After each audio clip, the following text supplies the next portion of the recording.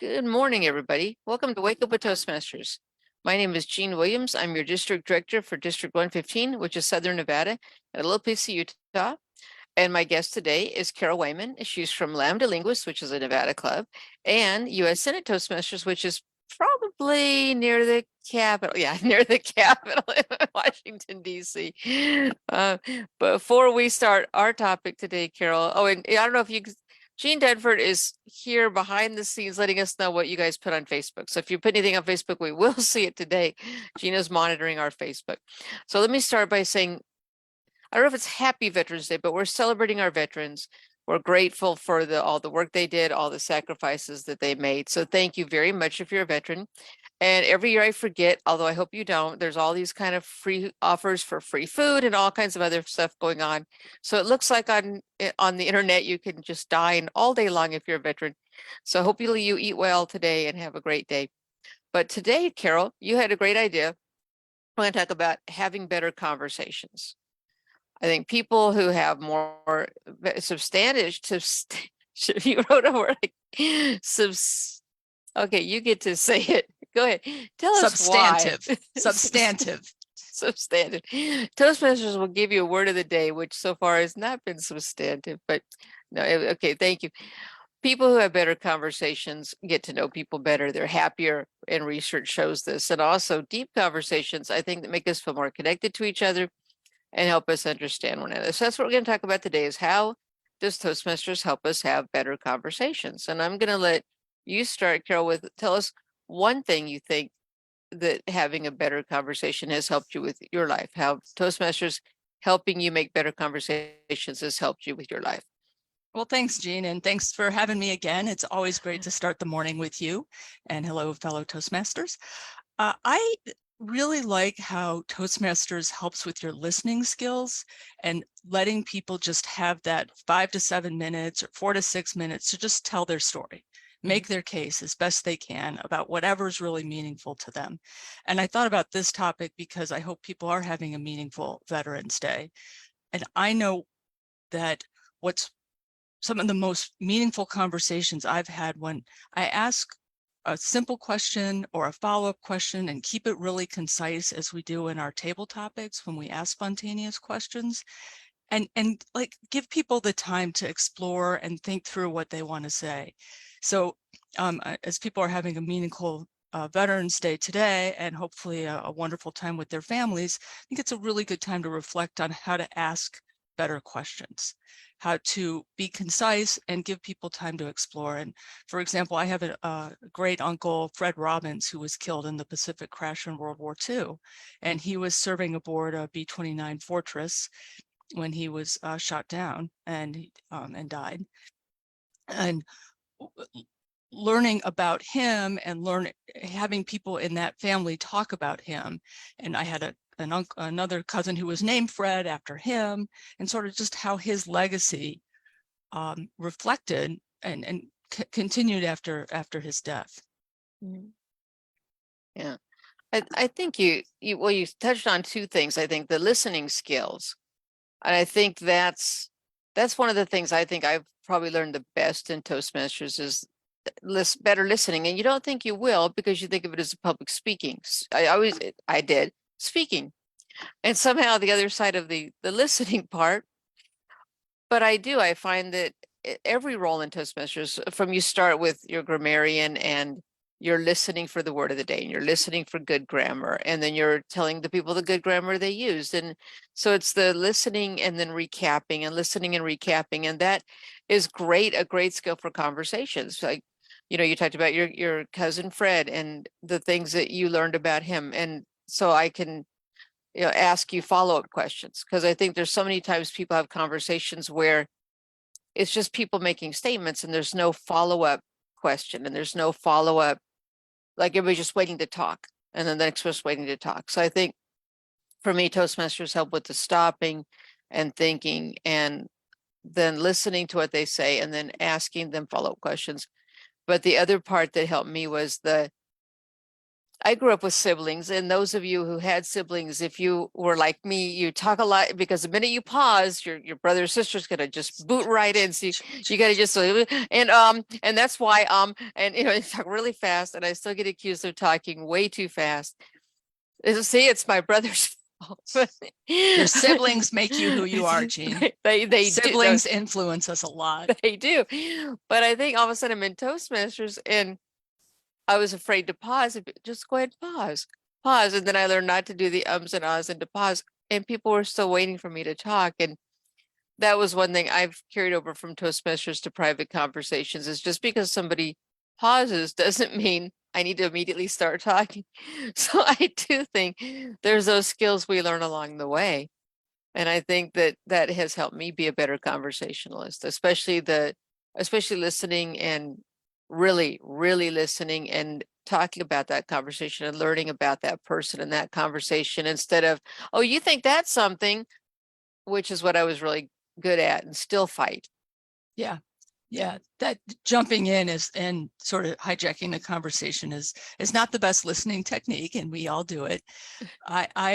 One thing I learned a lot in Toastmasters really early on, I joined an evaluation contest, not knowing what it was, and I kept winning. And I got to the district, and the district speech was a woman who had a very much wanted pregnancy and had a miscarriage. And so for 7 minutes talked about the pain of this miscarriage. And it was a big convention, it was a hotel ballroom with 300 people. And I'm sitting there going, I have to give her feedback on this speech. How am I going to do this? Like I'm crying, my heart's breaking for her. And, just the difficulty of what she went through, and learning that Toastmasters is a way where people process things. They process grief, they process being a victim of discrimination, they process sort of figuring out how to tell their story. And so I gave her my evaluation. I took third. I have no idea how, but I got, a decent sized trophy, because Toastmasters loves their trophies.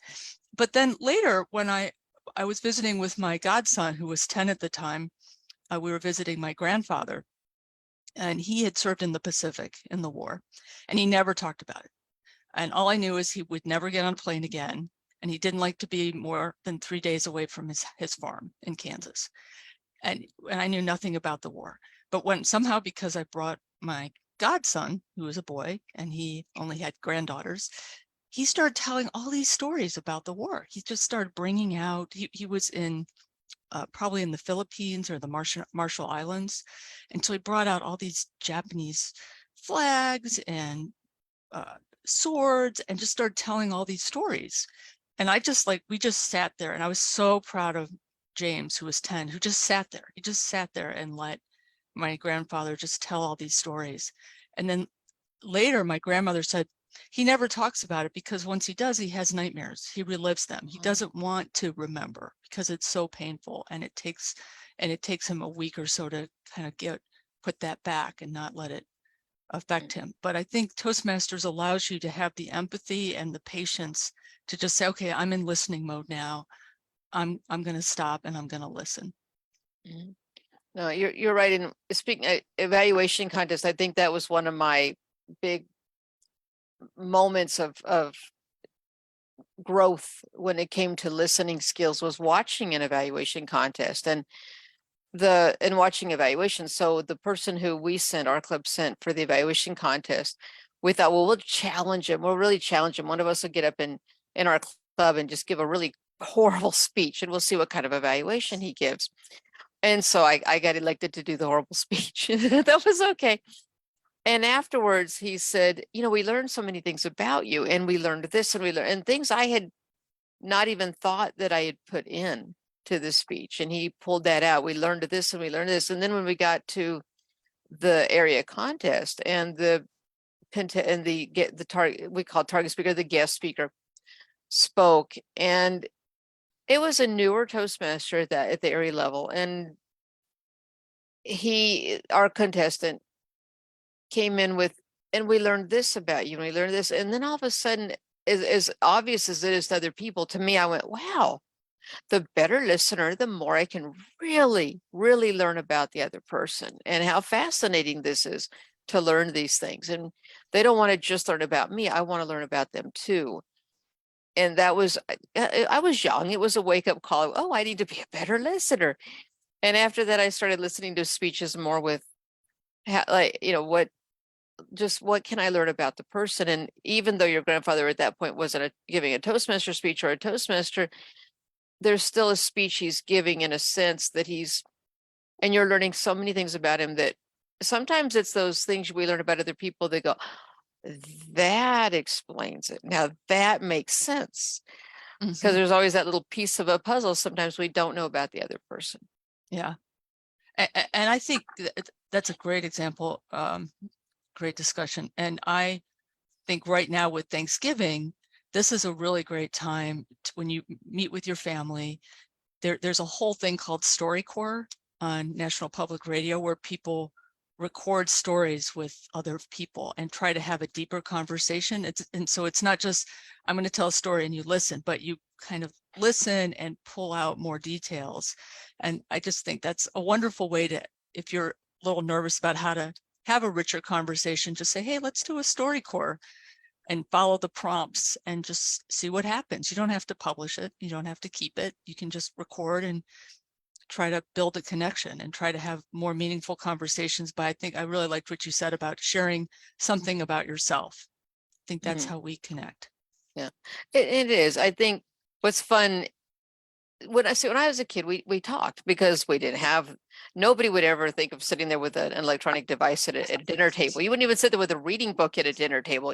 We talk and we have interacted, which I thought was a pretty normal family event.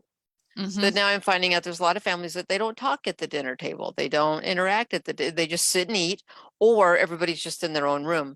And so Thanksgiving is the time to come together. And maybe it's the time to pull out that really fun table topic question. Just a real simple one, just to start that conversation or that dialogue. It does nothing heavy duty. The one that's always fun to ask, that I find that always starts the conversation, is never controversial, is if you could either speak every language fluently in the world or play every musical instrument very expertly, which would you choose and why? So there's no way it could possibly be controversial, which is nice, but it's interesting to hear people would just say, oh, language, why? And then it just starts this really fun discussion, because then suddenly somebody will say, well, I know when I visited France, and then they talk about their vacation, and I didn't even know Aunt Irma ever went to France. Or, well, when I first met your uncle, he barely spoke, and oh, really? So you have so many things you learn, or you find out that's when you find out your grandmother played the ukulele in college or something like that.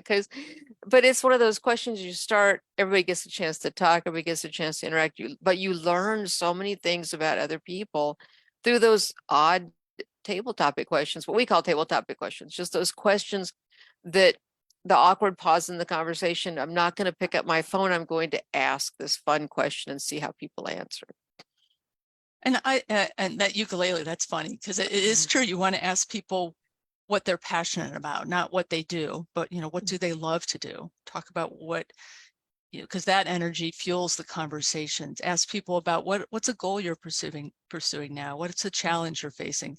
I've been canvassing for the election, as you know, and knocking on doors and talking to, probably knocked on more than 900 doors,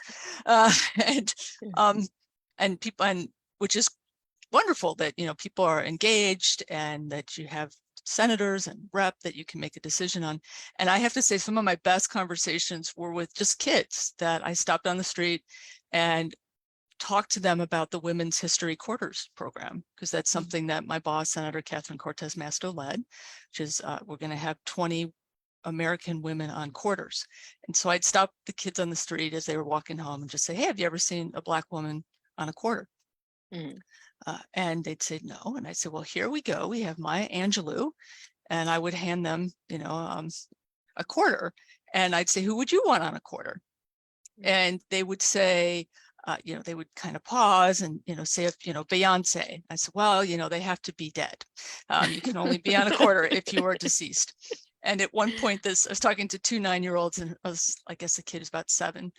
And he said, George Washington's dead? was like, yep, he's been dead a long time.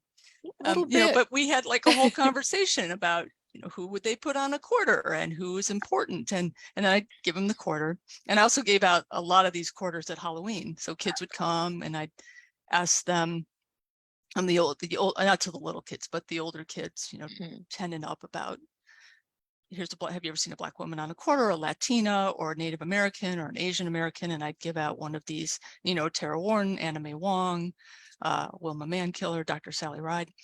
And we'd have conversations about things like some of the older kids, because, you know, you do get 15-year-olds who trick or treat, which fine, enjoy your childhood as long as you can, I say. Yeah. And then I'd say, so what's your passion? Are you on track? Are you musical? And one kid who's probably about 15, he said, oh, I'm into old school music. I said, oh, old school music, what's that? Jazz, blues? He said, no, 80s rock. I know. Okay, I know. And I probably did the exact same thing to my mother. I like watch my guilty pleasures, like these YouTube videos with these reactors that watch the video and react. Oh, those And two guys. Yeah. any one of them, there's hundreds and hundreds, but I like different ones of them. And it's just funny. One pulls up Elvis, you know, Elvis, and says, you know, I've heard of this guy.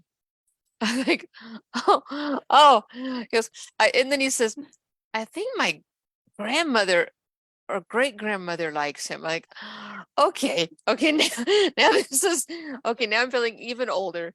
And then he said, well, I've never heard him though. Let's hear him, you know, and they listen, and it's just kind of fun. And then so the next week I thought this guy did a really cute reaction. He's young. Let's watch another reaction. And he pulls up this one. He goes, oh my God, this is old. This is before my mother was born. This was in 1990. When, oh no. Okay, now I just, you're making me feel too old, kid. I gotta space you out. Well, let's check in with Jean. Anything on Facebook, Jean? Nothing yet on Facebook. Oh, Jennifer says hello. Hi, Jennifer. Shout out to Jennifer. And she's one of our loyal followers. One thing I wanted to jump in, Jean, on is another thing that makes conversations richer is to show appreciation, right? And in Toastmasters, you start with thank you, Madam Toast Leader, thank you, Madam Table Topics Leader, and show appreciation for asking the question and show appreciation for sharing it. After somebody answers the question, you say, well, thank you very much for, and then you say a little bit about what they said. You know, it gives you sort of reflect on what they said and what you liked about it. And I think that's the same way. I know when I was canvassing, you know, I knock on strangers' doors and I was having like very long conversations with people. And at the end, I would say, well, thank you for visiting with me. And I like that term visit because it felt like that. I'm standing on their porch, or sometimes sitting on their porch if they asked me to sit down. And I talked to one woman who had lost her husband 18 days ago, and we just talked about their life and where they had traveled and how long they'd lived on the street. And just, she talked a lot about, I asked her a lot of questions about their life and about him. And she talked about him for a while, which was nice just to connect. Yeah. Yeah, I think people, well, again, you got two things going. The one is, I think when we meet somebody who's lost somebody, and I was of the, you know, like most of us, don't talk about anything that might make the other person uncomfortable or be painful for the other person. And so I just, you know, now remember her husband's died. Let's not talk about her husband. And that's how I just thought everybody did things. And then I had a friend who lost her husband after many, many, many years of marriage. And she came back, and I was very young, and she was, of course, much older because she'd been married for like 50 something years. And I said, how are you? And she said, do you really want to know? Well, yes. And she just spilled out, and she said, he lived, he was alive, he was part of my life, and nobody wants to talk about him. And that was my wake-up call. And I said, well, would you like to talk about him? And she did. And she talked about where they'd gone on vacation and the fun they had had and things like that. And so now I'm more comfortable when somebody has a loss to say, tell me about him or her, or if they're willing to, some days it's not a good day, and I get that. But if they say something about hiking, did you and your husband ever go hiking? And sometimes they'll just gloss over. No, but I went with some girlfriends. Okay, that's good. But if they steer the conversation back to, oh yes, actually my husband, it's nice though it does make more of a connection, because you really are connecting with the person's present and their past, and letting them know how important they are and how special their story is. And then learning about that person, because we all want to leave some sort of imprint on the earth before we go. And that might be just her stories of, maybe she, like, I've had people tell me stories and I think that's a fabulous story. And then I've shared it with somebody else, and it's just something fun that happened, or something fun they had learned along the way. Yeah, I think a lot of people feel, oh, I don't want to touch on a difficult topic, as you said, like we're trained. And actually, I think that's 100% wrong. It's not the topic, it's the connection. You want people to feel that you understand and care for them. And so what I always say when someone says, I just lost my husband, and there was, I don't know, maybe 15 people I talked to that had happened, because, with COVID, and there's just been, over more than 1 million people have lost their lives. And I would always say, well, tell me his name. Like, what was his name? Just like say his name out in the universe.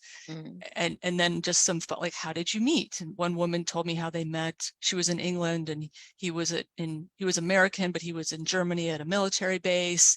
And they sort of met. There was a lot of complication things I don't quite recall. I knocked on a lot of doors, but it was a good story. And then at the end, I'm so glad you shared this with me. Yeah. I think when somebody does share something that's maybe, there's you have good days and bad days. But I think when somebody shares something that is that important to them, I think it shows that to me, if I feel like, well, they trust me. They trust me with this. They trust me with this information. And that makes me feel closer and better and more connected. And then I think me feeling comfortable enough with them to ask them the question. I would love to hear more about, Fred, if this is a good day.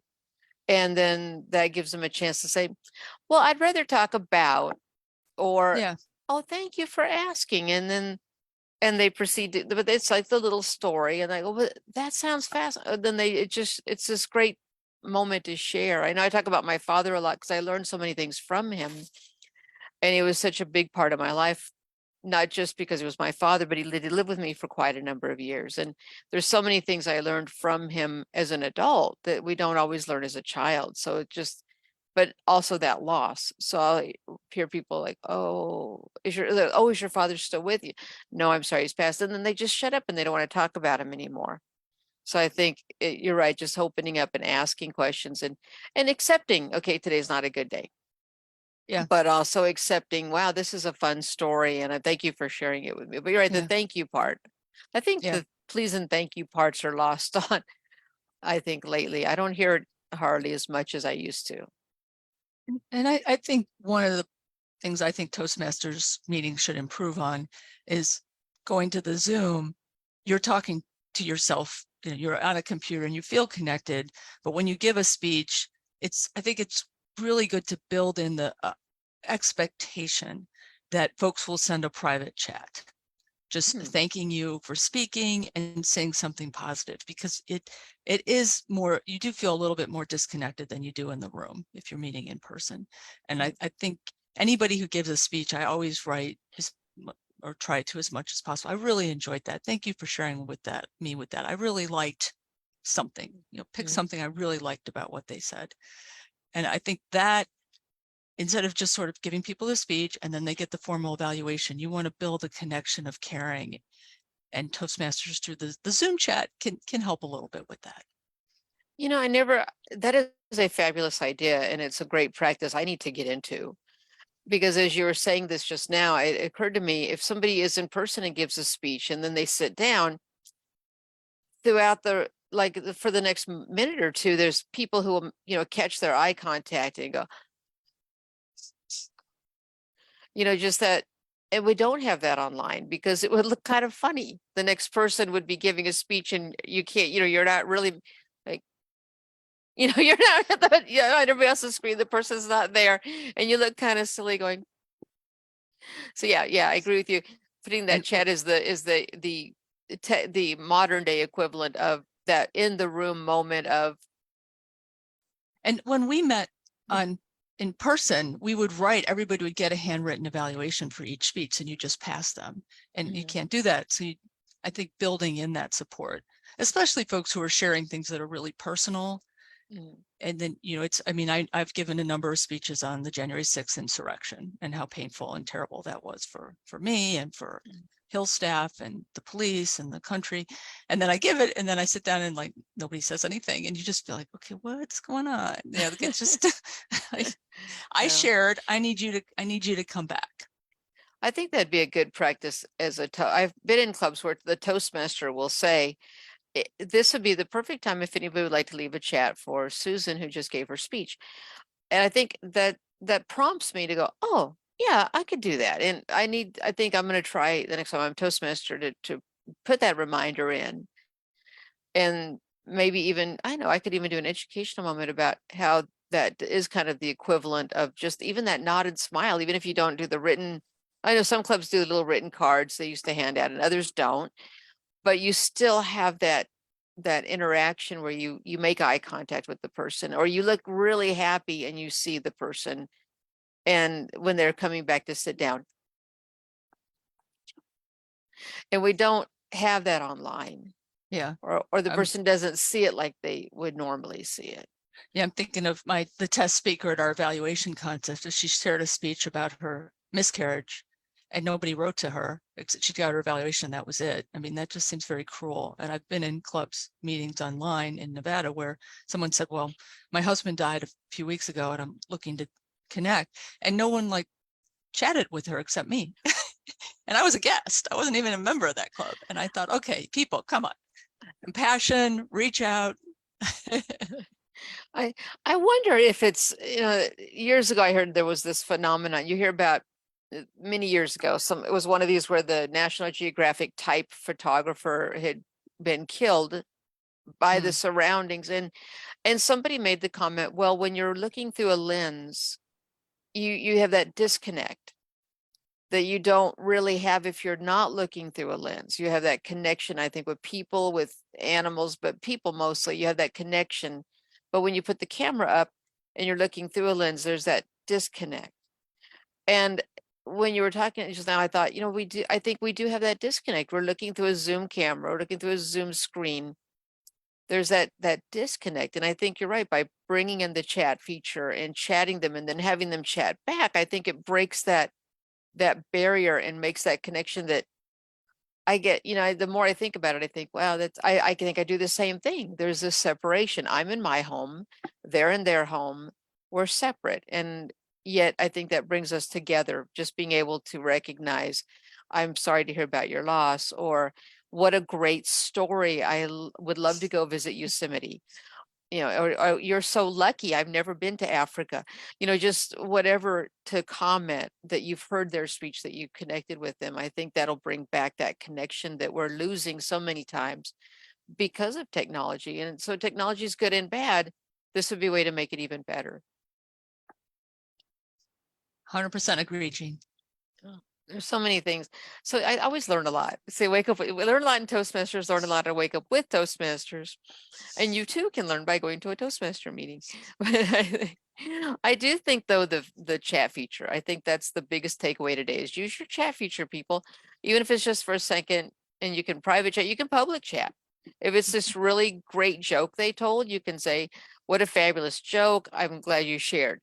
But if it's more of a private share, maybe the person talked about their miscarriage and maybe you're in a similar situation, you can say, thank you for sharing. I would love to talk to you after. I've been through the same thing. And sometimes it's those connections to let the person know that you did connect and that you want to be their support, and you vice versa. There's so many things we can do to connect better. I do think we have this. So what's your favorite table topic question people can think about for Thanksgiving? Oh gosh. Oh, you caught me thinking of other things. Maybe how can we have another get together that we'll enjoy doing something different next? So if we're going to be together sometime before the next Thanksgiving, what would you all like to do together? Hmm. An escape room, a hike in the woods, a picnic in the park, a WNBA game and go to see the Aces. Like, what should we do? Yeah. Yeah. I think see, I was thinking more like, what's your favorite, what would be the superpower you would want? But I think it's also fun to get the kids talking. What would be the superpower you'd want? And it's kind of funny. I asked my kids once, I'd been in table topics, and that was the question of one of the questions. So that, okay, so I asked my kids, and all three immediately had an answer. I thought, wow, people think about this? Like everyone immediately, it wasn't even like they had to think. Like they immediately had an answer. Oh, it would obviously be invisibility. And why? And they had this whole long thought. So you would be surprised. Wow. People do think about the superpower they would want if they had a superpower. Well, then if you think that things people think about, you could start by saying, I just want to announce I won the Powerball. I'm going to give each of you $1 million if you tell me what you want to do with it. Because I bet you we've all thought about what we would do if we won. I always try to ask if you could, the like movies have been made about this. If you could not just give lumps of money away, if you had to spend it on yourself. Mhm. Well, and then that puts up like, oh, because I think people are very giving people, and they have a list of people they want to Yeah. share with. Yeah. Yeah. Well, it is past 6:30. Thank you, Carol, for coming on. Veterans, again, thank you very much. We appreciate all your service, all your help. I will be forever grateful to every veteran. If my Uncle Joe happens to be watching, happy Veterans Day to you, Uncle Joe. You guys make sure and you get out and get all your free meals today. And come to a Toastmaster meeting. There are some Toastmaster meetings that are still meeting today on the Veterans Day, and of course this weekend and into next week. Thank you very much, Carol. Any last words? Nope. Thanks so much, Jean. Okay, Jean, any last second, anything in Facebook? You guys are quiet today. Everybody's sleeping in for Veterans Day. Just okay. Well, thanks very much. And if you come back on Monday, you will see, I don't know if I think you'll see me and Anita on Monday. And Carol's going to consider Fridays. So let's let her know we want her on Fridays. And Anita and I will come on a Monday morning at 6 a.m. We'll do Mark Your Calendar Monday, and we'll find some other fun topic to discuss on Monday at 6 a.m. on Wake Up with Toastmasters. Thank you.